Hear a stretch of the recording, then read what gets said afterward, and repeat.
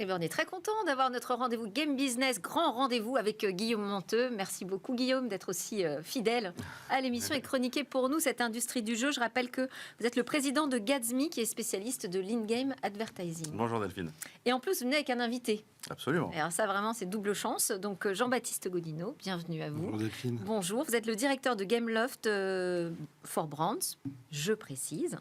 Donc, c'est un département qui est en charge des relations de Gameloft avec les marques et les annonceurs. On va commencer donc par notre tour de l'actualité. Guillaume, lors du dernier rendez-vous, vous vous demandiez si cette industrie n'avait pas grandi un peu trop vite. Donc, c'est le sujet de lancement aujourd'hui. Oui, c'est une industrie qui est imposante, on le sait déjà, 200 milliards de chiffre d'affaires dans le monde, 3,6 milliards de joueurs dans le monde, 40% de la population mondiale, et un temps de jeu en moyenne qui est d'1h45, donc sur une journée, on va dire, de 10 heures, ça commence à faire pas mal.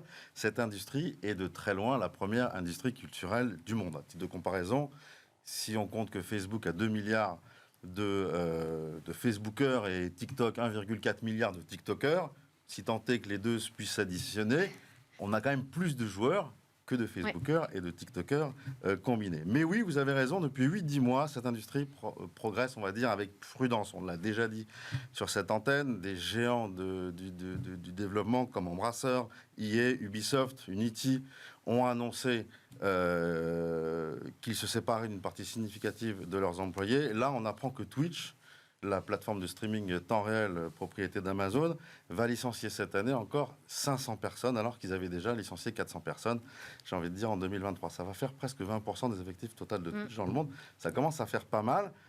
Pourquoi ? En fait, la cause, elle est toujours la même. Il y a un intérêt qui est toujours plus grand pour les jeux vidéo, pour Twitch, mais la rentabilité n'est pas au rendez-vous. Ces sociétés ont toutes énormément embauché, notamment pendant la crise pré-Covid, Covid, un peu post-Covid, un peu post-Covid, pardon. Et on sait bien que le Covid a quand même eu un impact très négatif sur la productivité des entreprises. Est-ce que vous voyez la même attitude du côté des constructeurs ?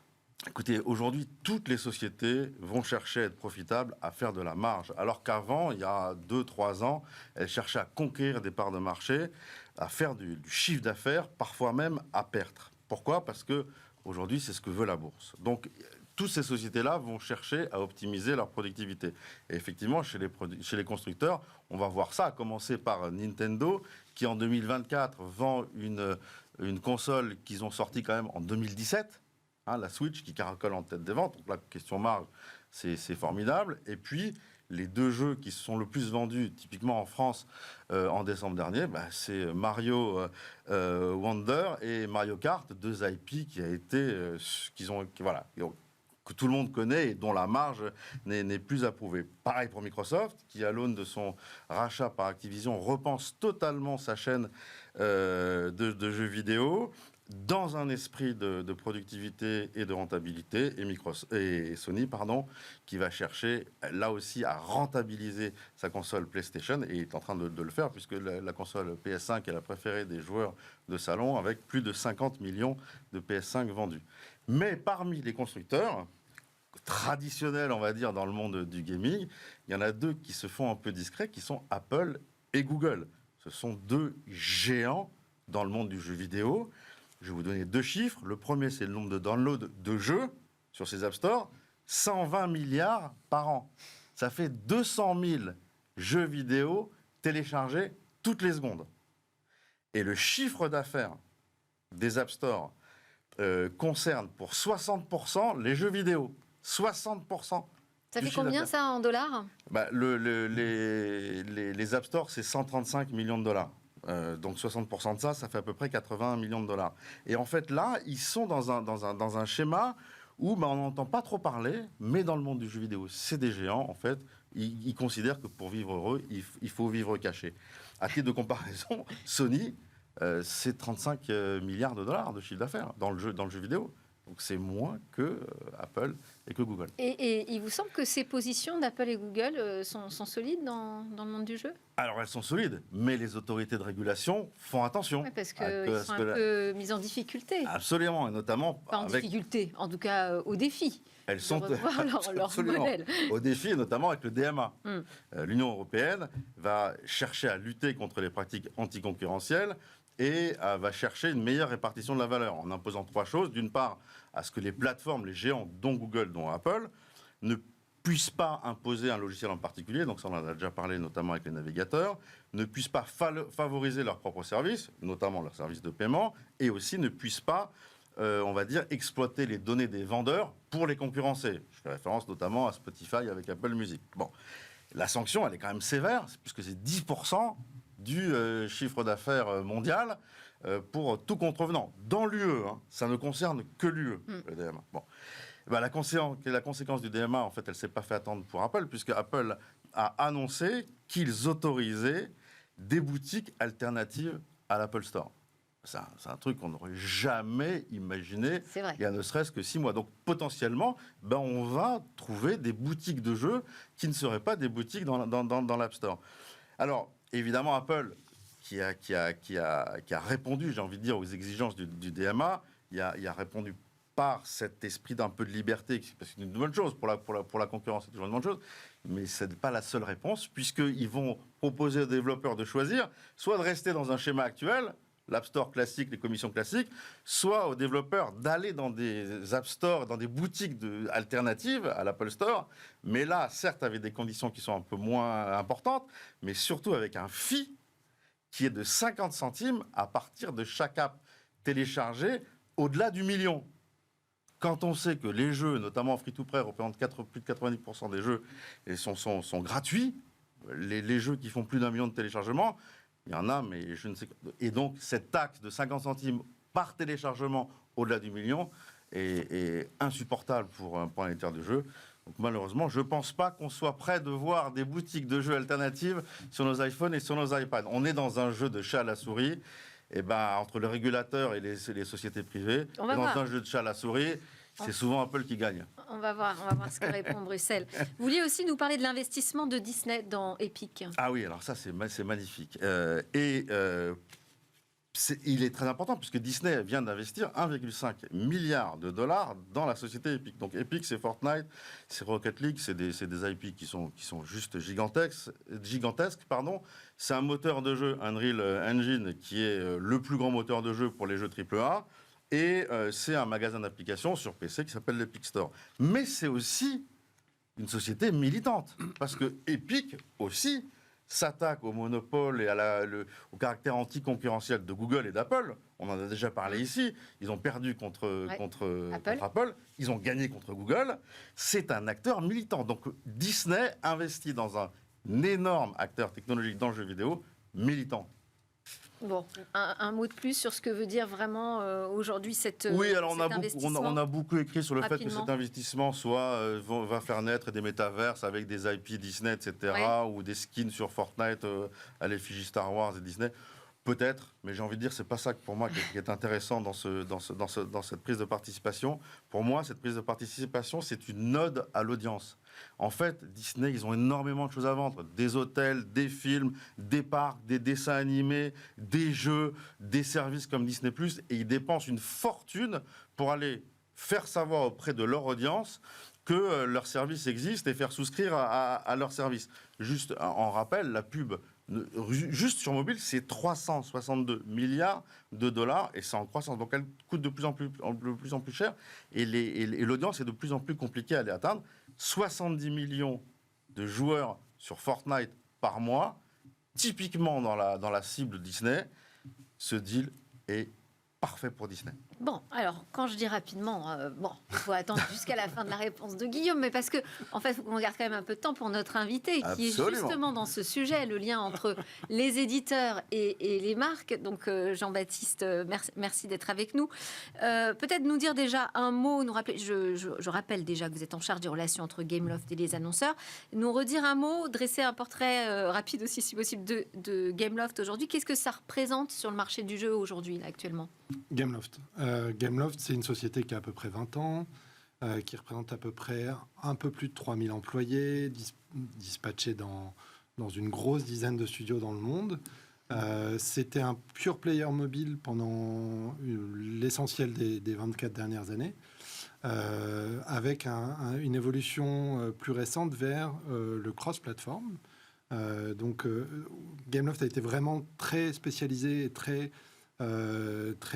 leader sur le sujet du jeu mobile, et aujourd'hui on se développe vers le cross-platform. Donc voilà, c'est le portrait robot de Gameloft. Aujourd'hui on repose aussi bien sur des IP, je pense qu'on va en parler, des IP propres, c'est-à-dire des marques qu'on a pu développer sur les 24 dernières années. Asphalt, par exemple, est une de nos grosses marques, et des IP tierces en licence ou en coproduction.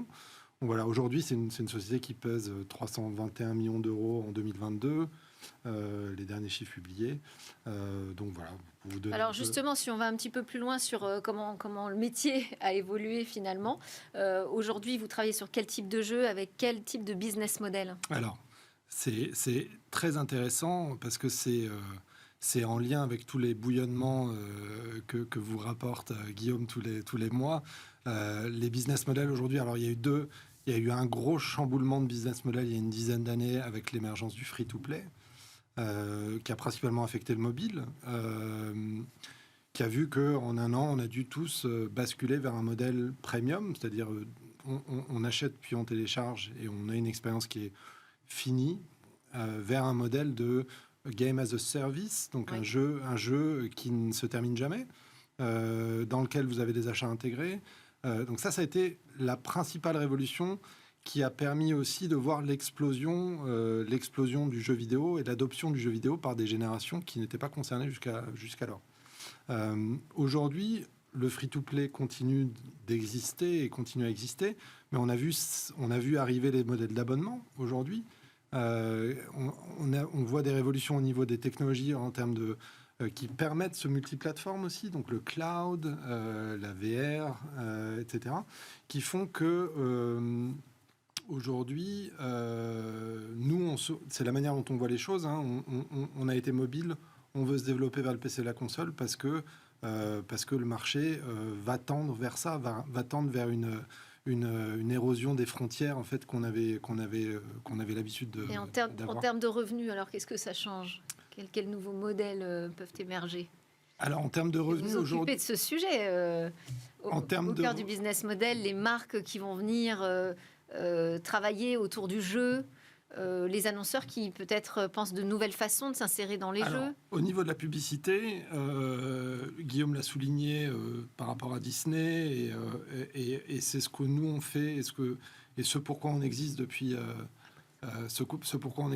depuis maintenant 7 ans en tant que Gameloft for Brand, c'est de se dire l'audience dans le jeu vidéo est énorme. Surtout depuis le virage free-to-play dont j'ai parlé, les audiences ont explosé en termes par l'adoption multigénérationnelle du jeu. Aujourd'hui, on pense... Alors, il y a des progrès post-Covid, notamment, sur le fait que les marques s'intéressent aux médias.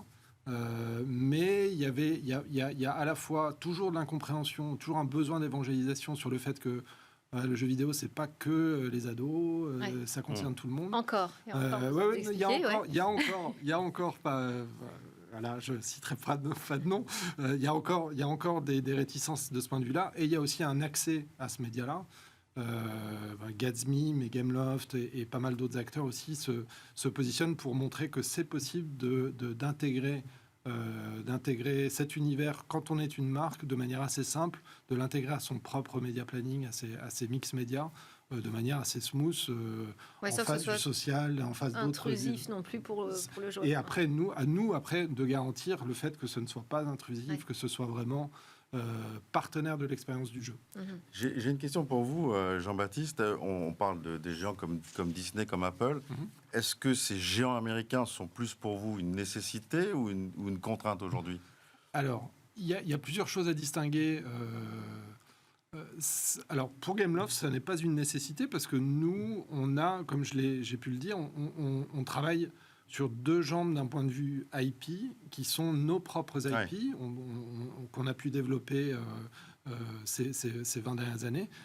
Et des IP, effectivement, soit en licence, soit en coproduction, avec des gens comme Disney, avec des gens comme Hasbro, comme Lego, comme Universal, avec qui on co-développe des jeux. Ça, c'est à la fois. Donc, ça n'est pas une nécessité. Donc, on est toujours content, et c'est une aubaine dans un certain sens de pouvoir de travailler avec ces gens-là. C'est aussi parce qu'on fait ça depuis très longtemps. C'est-à-dire que quand on faisait des jeux Java à l'époque, il y a 20 ans, on faisait déjà des jeux sous licence. On avait déjà des relations avec des acteurs comme ça. Donc, ça, c'est sur la partie IP. Après, ce qui est intéressant aujourd'hui, c'est les relations qu'on a pu développer et nouer avec les plateformes, avec les écosystèmes. Alors, c'est Apple, avec qui on est partenaire depuis le lancement, en juillet 2008. On avait 6 jeux. On avait 6 jeux au lancement. à l'honneur d'une keynote d'Apple. On a été featuré. Alors, il y a un intérêt. Ce qui est intéressant, c'est de voir que ces partenariats, c'est pas seulement nous, c'est d'autres. Il y a d'autres éditeurs aussi qui sont concernés. Ont beaucoup servi aux constructeurs comme faire valoir de leur technologie. C'est-à-dire que ça a été souvent le moteur. Juste un mot de conclusion, parce qu'on arrive à la fin. Oui, vous vouliez terminer là-dessus? Non. Je voulais dire, il y a d'autres acteurs aujourd'hui dans le gaming qui s'installent. Je pense à Netflix, par exemple, qui a beaucoup accéléré sur le sujet gaming ces quelques dernières années. Merci beaucoup, Jean-Baptiste Gaudinot, d'avoir été avec nous, directeur de Gameloft for Brand. Et merci à Guillaume Monteux de Gatsby. Allez, on termine cette édition avec un regard sur la gouvernance de la data.